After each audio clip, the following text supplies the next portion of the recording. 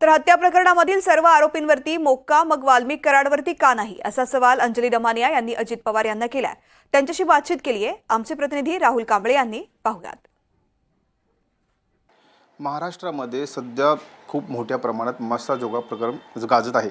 यामधील संतोष देशमुख यांच्या हत्या प्रकरणामधील 7 आरोपींना मोक्का लावण्यात आले। सुदर्शन देशमुखसह 7 आरोपींना मोक्का लावण्यात आलेला आहे, परंतु वाल्मिक कराड यावरती अद्याप मोक्का लावलेला नाहीये। यांच्यावरती फक्त खंडणीचा गुन्हा दाखल झालेला आहे। याच विषयावर आपण अधिक चर्चा करूया। आपल्यावर आहेत अंजली दमानिया मॅडम, आपण त्यांच्याकडे अधिक माहिती घेऊया। मॅम, काय बोलाल, कशा प्रकारे हा जो प्रकार आहे एकंदरीत यांच्यावरती खंडणीचा गुन्हा फक्त दाखल झालेला आहे, यांच्यावरती मोक्का लावलेला नाही। कसं आहे की आज जो मोक्का लावला, एक तर ते मोक्का लावून काय तीर मारला असा पहिला प्रश्न पडतो।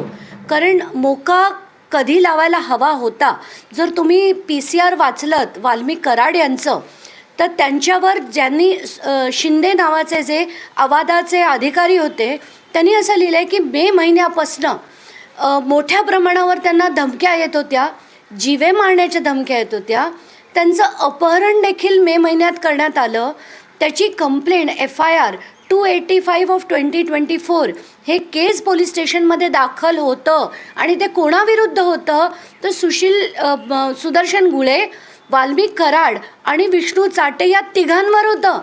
मग जर हे तिघांवर इतक्या मोठ्या प्रमाणावर धमक्या देण्याचे आरोप होत होते, अपहरण केल्याचे आरोप होत होते, तर मग त्यांच्यावर तेव्हापासून मोक्का का नाही लागलं? तेव्हापासून जर मोक्का लागला असतं तर 7 महिने पहिले लागले नाहीत। डिसेंबर नंतर एवढा आक्रोश झाला, लोक रस्त्यावर उतरले, इतक्या मोठ्या लढाया झाल्या, तरीसुद्धा आज जर अगदी आज येऊन फक्त मोक्का लावला तो त्या 7 जणांवर, तर मग वाल्मिक कराडवर का नाही? कारण पहिल्या दिवशीपासनं सगळ्या महाराष्ट्राला माहिती आहे की फोन करणारे मास्टर माइंड जे आहेत ते वाल्मिक कराडच आहेत। आणि ते PCR लिहिलेलं आहे, पहिलं नाव वाल्मिक कराड यांचं आहे, त्याच्यानंतर सुदर्शन गुले आणि विष्णू चाटे यांचं नाव आहे। तर मग हे चाललंय काय?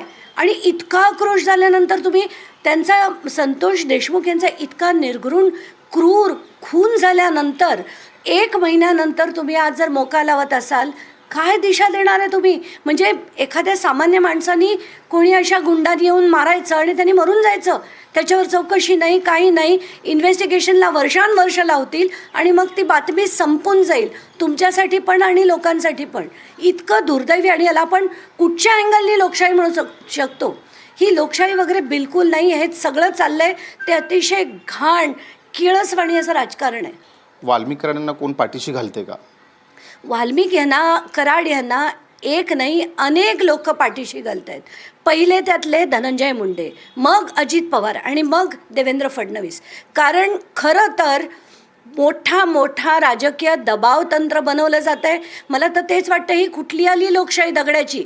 जर आज धनंजय मुंडे प्रफुल्ल पटेलना भेटतात, भुजबळांना भेटतात, त्यांचं लॉबिंग करायला इकडनं अजित पवार जर दिल्लीला जात असले, कुठल्या लोकशाहीबद्दल बोलतोय आपण? तुम्हाला वाटते वातावरण दिल्लीपर्यंत तापलेलं आहे? नाही, तापलेलं वेपलेलं मला नाही कळत आहे सगळं। मला एवढंच कळतंय की सामान्य माणसाला आता न्याय मिळणं या आत्ताच्या लोकशाहीत शक्य नाही। संविधान वगैरे जे आहे ना, ते आपल्याला शिकवण्यापुरतं असतं, शाळेत असतं। खरं तर याच्यात काही अर्थच नाही असं दिसतंय। तर हे होतं अंजली दमानिया मॅम। राहुल कांबळे, NDTV मराठी, मुंबई।